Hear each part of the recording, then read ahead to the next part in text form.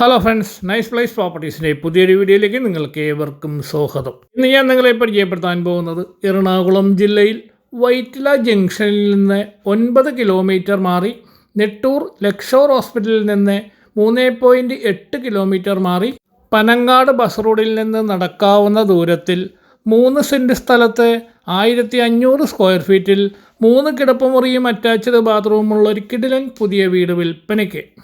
75 ലക്ഷം രൂപയാണ് ചോദിക്കുന്നത്. ചെറിയ രീതിയിൽ നെഗോഷ്യബിളാണ്. ഈ വീടിൻ്റെ മെയിൻ കവാടം വടക്ക് ദർശനത്തിലാണ് സ്ഥിതി ചെയ്യുന്നത്.